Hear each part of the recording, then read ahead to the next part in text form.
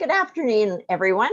Mary Sloan here with another episode of Inspirational Influencer News, people making a difference. And my guest this afternoon, Janine Bolon, has always loved figuring out how things work. And I think we all have a bit of that curiosity because figuring out how things work has always been interesting. But a scientist from the beginning, she craved to dig into the mysteries of life and understand why things are the way they are. She was just busy telling me about how she just found a computer robot in the pharmaceutical department one day and it wasn't working and she had to figure out how to put it back together again. Oh, yeah. So she had to know. After working in the pharmaceutical industry for 15 years, she dropped out of corporate America to homeschool her 4 children. She's always had a side business in her life and shares with other business owners and creatives how to manage a well-lived life.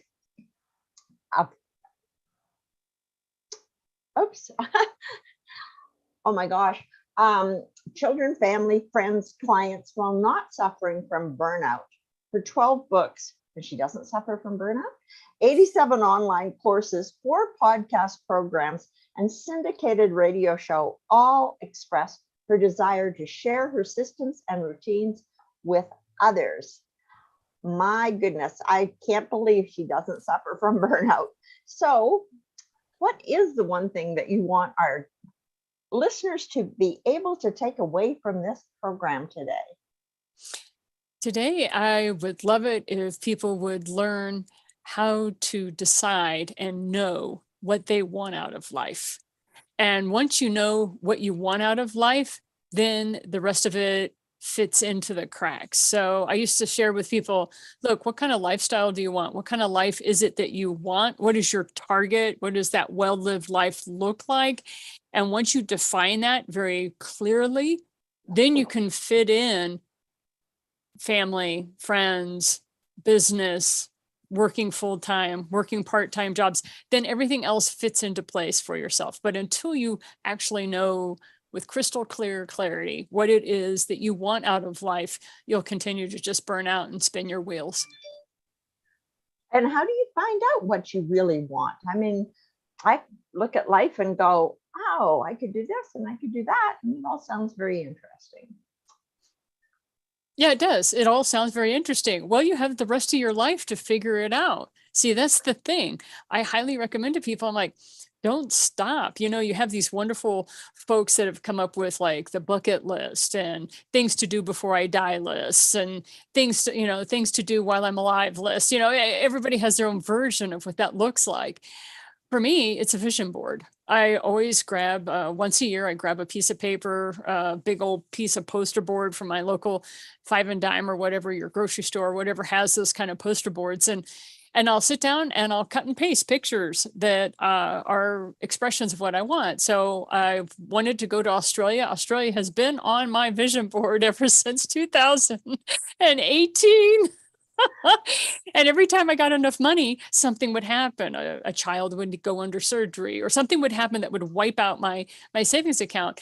And then when I did have enough money, then COVID came through, right? And so now it's so close. My account is back up and I'm talking to a travel agent. We're starting to book tickets and stuff like that. So it looks like I'll actually be able to do Australia in April of 2023. So having it up on my vision board kept me saving money, kept me inspired, kept me moving toward with a high level of momentum toward that. So I use vision boards. Now, some people are like, oh, I can't stand vision boards. They don't work. And I go, well, where do you put them? After you finish building it, do you just put it away and never look at it again? Or do you actually have it someplace where you can see it every day and focus on it as a format or as a point of inspiration? And some people say, I don't like vision boards. They make me depressed because I have no idea how I'm going to get from where I am to where I want to be. To which I say, that's up to the program manager. Okay. I don't worry about the how. And I think a lot of successful people have that. They don't worry about the how. They ask the question, who who can I talk to that can get me closer to my goals? So it's not your job always to figure out the how. Sometimes it's who do I need to talk to move forward in whichever area of your vision board that you're looking at. Well, you're in luck. I've been to Australia and my son spent a year there, so we should talk. Yes, we should. We will afterwards. So what is it that you do to help clients at the moment? How many things do you do that help clients, and in what ways? Well, as you know, I've written 12 books and in 4 different genres. And so I have a very active practice where I assist people. But the way that I keep the lights on, so to speak, is that I have a broadcasting company and we help people that have money but not time. And we help them build out radio stations as well as podcast shows. And so it just depends on what people are needing. We do everything from the logo all the way up to post-production, social media integration, YouTube channels, stuff like that, to where we have over 100 channels, both on the internet as well as radio stations that we can broadcast to. So that it's up to people as far as what they want. So we're a concierge service, and I spend a lot of time assisting people who don't have that kind of cash to handle our packages that are at 15,000 and up for that kind of concierge service. I have online programs and workshops where I assist authors and business owners on how to take themselves on a virtual tour. Interesting. Not only are we live on, 4 different platforms at the moment, because, I've got 2 different platforms for Facebook and then YouTube and LinkedIn. But a friend of mine has invited me on a TV platform, and this, personal TV is all the rage. Have you done any work on personal TV and things like, is it Roku or Rokoku? It's Roku is the personal TV. And yes, this is going to take us back in 1992. So I've been on radio since 1987, when I had the very first radio show, which was from my high school group, and it was Spotlight on DHS. And we were serving the current River Valley with information, entertainment. And it was the only hour a week you could get rock and roll on that station, which was from us, kids, because we couldn't stand the country and Western music any longer. So we would, and of course, everybody thought it was heavy metal, which is laughable nowadays. It's absolutely nothing. It's just rock. It's what people call classic rock. But anyhow, so that was my start. But I got into television back in 1992 when they had a lot of cable networks that opened up, and you could buy time and you could be a part of public broadcasting service, so PBS, that sort of thing. And so I have a little bit of exposure with that, but I found that there was a lot of fiddling that was required when it came to video.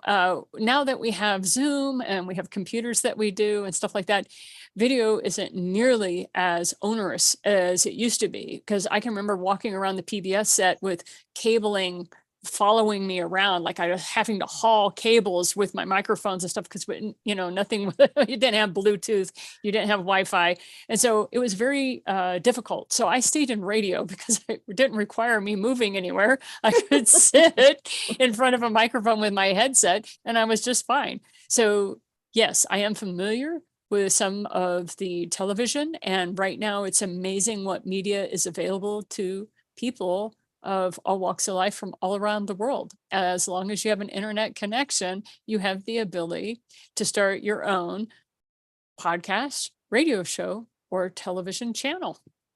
You mentioned Zoom, which of course we're on.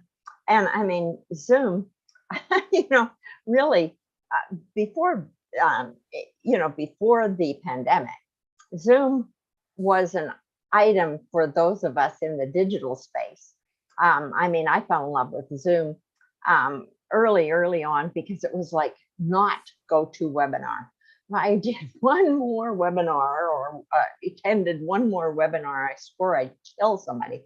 And so Zoom was definitely different, and it was great. But all of a sudden, everybody became a Zoomer. I mean, now you can't find people. Well, my husband who hasn't been on Zoom, And so it's amazing how these platforms just kind of explode. And it makes you ask questions if you're curious, like I'm sure you are. So where are we going? Have you thought about that? I know that the next generation is going to come up with ways of communicating and expressing their creativity in ways we cannot even begin to conceive of. And what I find fascinating is the amount of retro channels I find on very modern technology. As an example, I've always enjoyed sewing my own clothing. I'm not saying I'm fabulous at it, but I have enjoyed sewing. And what I find trending right now is not only costume design and cosplay that's been around for over a generation or two, but what I am finding is the sheer number of people that are going back to manual sewing machines and treadle sewing machines and learning how to stitch things by hand, and that handcraft is coming back in spades, not only because of the steampunk generation and people wanting to ink themselves. It's just, there's these explosions of creativity all over the world because of Zoom, because people are getting ideas from one another. And I just see so much positive happening out of that. So where are we headed? The honest answer is, I don't know. I don't have a crystal ball. I couldn't begin to tell you. I'm already doing things at this age of and stage of my life that I never thought were inconceivable to me. Example, did you ever think, Mary, in your lifetime, that you would ever be able to take your phone and you would be able to take a picture with your phone of a check and you could send it through the airwaves to your bank and your bank would go, deposited, no problem? Did you ever think that would happen? No. So that's so mind blowing to me. And I know to some people it's like, well, duh. And it's like, no, we had to drag the educational institutions, our financial institutions, and our governmental institutions. So those three institutions were so slow to adopt anything digital that it took a world pandemic to drag them kicking and screaming into the 21st century. And so with that having been done, and the fact that I receive checks now from the federal government, who ever thought our federal government would pay us money? Now that that's happening, so many world mind-blowing events have occurred. I have no idea where we're headed, but I can tell you I'm looking forward to it. And I am so excited by all the creativity that I see because people are solving problems in ways they never could before. Well, you got to be absolutely clear about how bad the governments were. I mean, long after I lost my fax machine, I used to be a faxing fiend. And then, like, who faxes? I've got this little printer sitting beside me. You scan it and you send it to somebody. Oh no, the banks and the government still want you to fax things to them. Now you're going, fax? Where the hell do I get a fax machine to fax anything to you? You've got to be kidding me. So that's what I mean by there are ways and means of things that have opened up due to the global pandemic that were truly inconceivable that we would ever get those three primary institutions, the educational, the financial, and the governmental institutions, to even consider moving along with the speed of the rest of us. And so now that those things are happening, and when people say, so what do you think we're headed? I'm like, I have no idea. There are so many creative people doing amazing things. People are constantly pushing the envelope just to see where we can end up. So we'll see where it all takes us. All I know is I've never found it easier to be in touch with more people than I am right now. And so people have to be very clear on what burnout means for them. Let's cycle back around to that. What do you want out of life?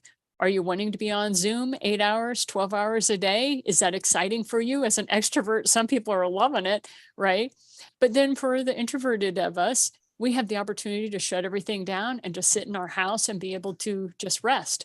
So there are things that we're able to do now that we wouldn't have been able to do. It would have been seen as a psychological problem. It would have been seen as a mental problem. Whereas with all of the awareness that's gone on, we actually aren't seen as having problems. We're seen as having a predisposition or a preference. And that has been something that's been delightful. Yeah, it's interesting. Just having more freedoms to be who you want to be, Mhm. because there's more avenues to do whatever it is that you want to do. And you help authors or would-be authors create books. Yeah. And I mean, who ever thought that you would have a book company that you can create a book and send it all digitally through the air, and it will be holding space on a website as if it were there. And it has to be printed if you want the printed copy, but it can be printed in, I don't know, 2 minutes, 3 minutes, and Mhm. headed out the door. I mean, they don't have bookshelves loaded with books anymore. Somebody was on my show talking about when they first, started to launch books, and they got interested and they thought, well, I should write a book. And all of a sudden, they had all these books that they had to go store at mom's garage because, Right. oh my God, look at all these books I've got. Now, what do I do? And, it's just nobody thinks of that anymore. Nobody can conceive that you had to come up with, I don't know, $25,000 to do your first run of a book if you were self-publishing. I mean, back then, it was you counted on the book publishers. Now everybody's a self-publisher, and they can be best-selling authors, and they can be best-selling authors in so many different venues and so many different genres. It's amazing. It is incredible, and that's what I meant by the creativity. There are so many ways that you can be creative. So it's very important because you can blow a lot of money doing something you don't enjoy at all. And so it's very important to know exactly what you want out of life. And if you don't know, well, then go with what makes you feel happy, what makes you feel good. I mean, there are times where I have run into people who are like, they are very minimalistic. They have absolutely no desire at being a creative. They just enjoy being able to travel or going to the library and reading. They have what they consider to be a very simple life. And for them, that couldn't make them happier, right? To somebody looking at that life would probably say, oh my gosh, I would go absolutely start raving mad like myself because I enjoy having lots of projects going on at once. So minimalism of certain aspects works for me, but not for everything.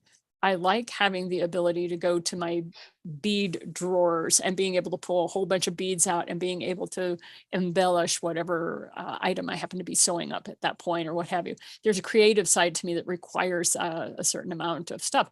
But the minimalists have taught me where to be minimalistic in other ways, not necessarily in my creative things, but in the way I look at my life or my calendar, the way I engage in certain activities. And so we're learning a lot from each other. And then you have stuff like YouTube where you can find out anything. And surely somebody, I remember my dryer busted. And I was so grateful to Rob in Kansas, who was in lockdown with the rest of us. And he had 15 different types of sewing machines and washers and dryers and vacuum cleaners. And he was making video after video after video of lockdown of these are the top 3 things that can go wrong with this machine. And he was doing, and he happened to have a dryer that was like mine. He goes, these are the top 5 things that will keep the dryer from working. And sure enough, mine was number 3. And for $40, I was able to fix my dryer all by myself. Thank you, Rob of Kansas. I mean, I talk about it as being YouTube you. And, crazy as it may seem, my kids who are now middle age, come to mom. How do I do this? How do I do that? I don't know how to do this. I don't know why I'm supposed to know. But in any event, I just go, have you checked on YouTube you? What do you mean? Don't you know about YouTube you? Just go to YouTube, ask any question that you want to know, and somebody, God bless their heart, will have made a video about it. Yeah.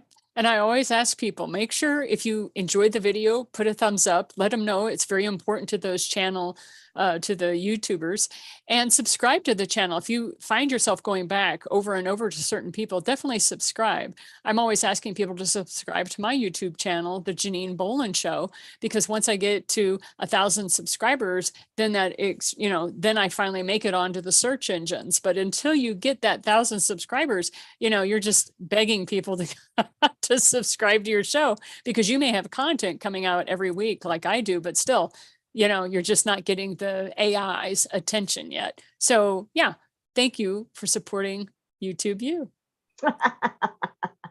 Well, I mean, it's just amazing that you can create a YouTube channel and you can be seen around the world. I mean, just think about what that makes available and what avenues open up. And I get on different events and particular JB events, and people will come in from around the world. Who would think that you would be sitting here in your living room or office or wherever you have your computer set up, and all of a sudden you're talking to somebody from Germany, and then the next person's from Siberia, and then the next person's from South Africa.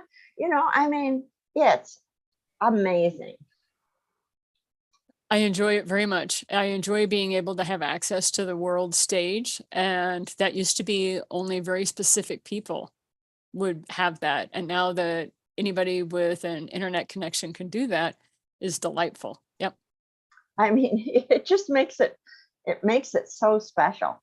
Mhm. So if somebody comes to you with a book, what is it that you can do for them?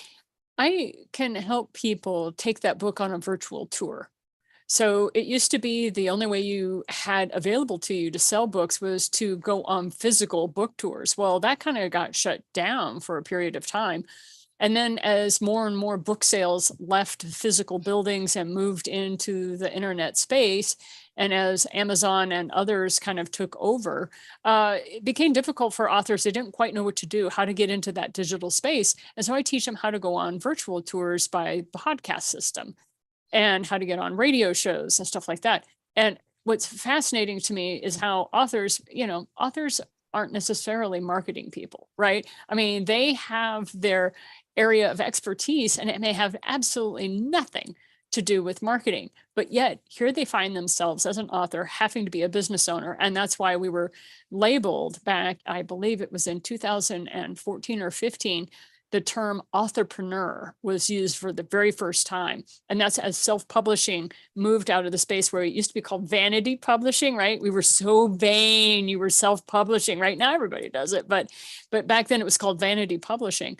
And then as we moved into the quote self-publishing phase, then this term came out of authorpreneurs. And so what I do is I help authorpreneurs take their book on a virtual tour and how to leverage those podcasts, how to leverage the interviews so that you're getting as much traction as possible so that you're able to sell more books. Because ultimately, most authors did not get into the business to sell 1 million books. I mean, they'd love to be able to sell 1 million books, but most of them just had a message they wanted to share.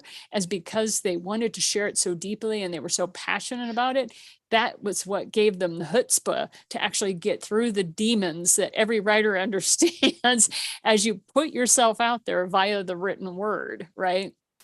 And so I help them take that book and leverage those podcast and radio shows and YouTube channel guest appearances and show them how they can go about bringing in more readers through the services of the media. Cool. And if somebody just has an idea for a book but doesn't kind of know how to get started, can you help them? I can. I have a writers group. It's called The Right Habit. And and we meet twice a month. And so people can sign up for that. And that's where I have people who have ideas that are slowly working their way through it. But then I pass them off to other people. When they finally have their book done, then we start handing them off to people who are book coaches. See, that's where that entrepreneur, just like business owners, everybody gets into business, yes, to make money, but usually they have a very specific idea in mind of what they want to do with their business. And it's the same with authors. what would work for one author will not work for another because of where they're going with their book, what they want to do specifically with their message. And because of that, that's why you need the plethora of a network of different types of book coaches, self-publishing mentors, that sort of thing. Yeah, I was talking to somebody yesterday, and all she does is help coaches with their marketing. So something similar to what you do, which is helping coaches get the word out about the fact that they've got a book. But like you, she doesn't do much with the creation product, and it's so interesting. And one of the genres that is just exploding is the coaching world.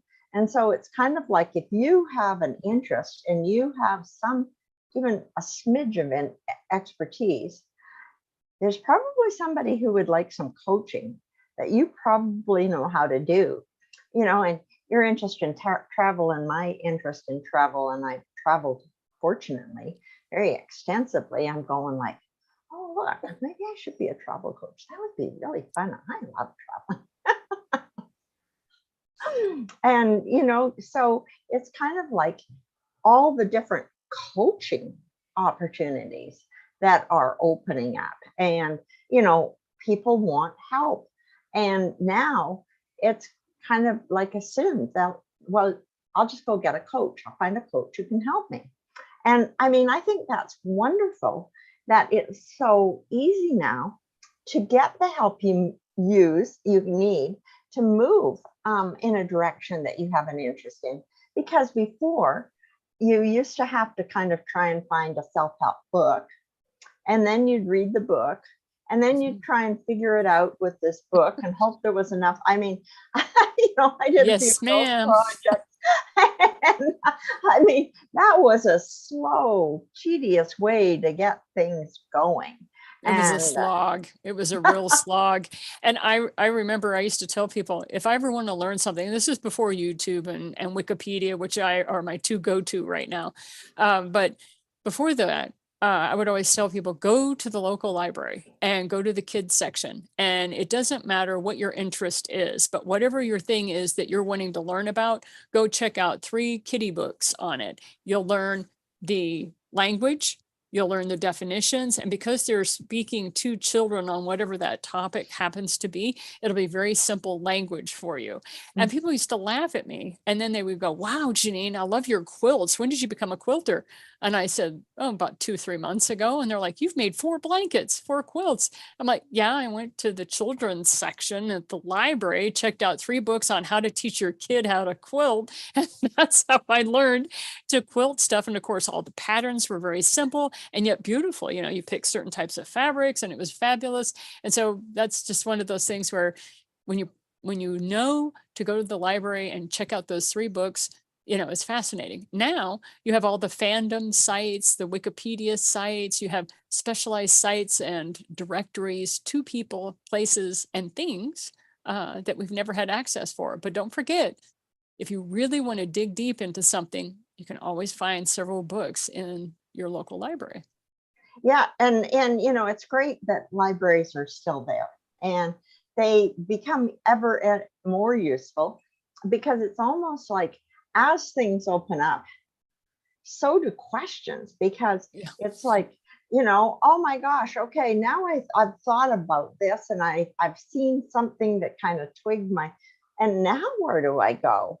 And that local library can be an absolute godsend for just a fount of information, and they're just happily doing research for you and helping you find this and helping you find that. And, you need a strange phone number for somebody in whatever, they'll help you find it. Oh, we've got a phone book for that city, or it's like, what? Right? I mean, it really is amazing. And I personally think that it just makes living a whole lot more interesting, because you're not put into a box forever. You can put yourself in a box and you can stay there. And you can stay there for a month, a year, a day, an hour. or for the rest of your life. It's absolutely up to you, because the freedom to choose now is immense. It is. And it's absolutely delightful. I just think back on the fact of, look at us as women who live in North America. And I look at other women throughout the world. My father was in the Navy, and so we traveled the world with him. And one of the things that I find fascinating is just the sheer numbers of freedoms that are taken for granted each day. The fact that I can go out and buy property. I can buy my own home. I don't have to have a male sign for me in any way, shape, or form. I can do it on my own. I can choose whether or not I want to be married. I lived in a couple of countries where that was not an option for young women. I can choose whether or not I want children. I can choose an occupation that is more than just teaching or considered, feminine by that society.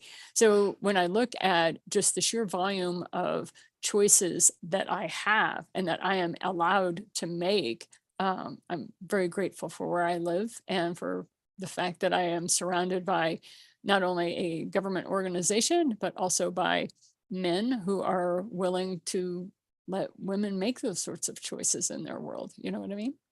Well, and even acknowledge that they could possibly be equal. Oh, I mean, yes, it's a delight. I mean, oh, we're just waiting for, the first female president, or, female prime minister of Canada. Well, we had one, but she was only there for 2 days. Long story. So that's one of those things that when people start talking about how bad things are and how terrible they are in certain areas of the world. You absolutely have my compassion. I don't know how I can fix it or whatever, but I do know that there are so many things that I am grateful for, and how appreciative I am of the where my feet are. Where am I'm standing, where I'm able to get onto a Zoom call and be able to talk to a Mary Sloan, and she's in a totally different country and there's absolutely no borders for us. How delightful. Exactly, exactly. And, I mean, as I said, there's no borders for us with all kinds of people all around the world. So, I mean, if you want to find out more about France or Italy, get on a call and probably coaching, and probably somebody will either know somebody from there, or there'll be a coach from there. All kinds of my Facebook friends are from all over the world. And I mean, it's fascinating just to kind of get out the globe and go, oh my God, that's where that country is, and there's a lot of them that it's kind of like, oh, I think this is here, maybe. Oh, no, that's not there. It's here.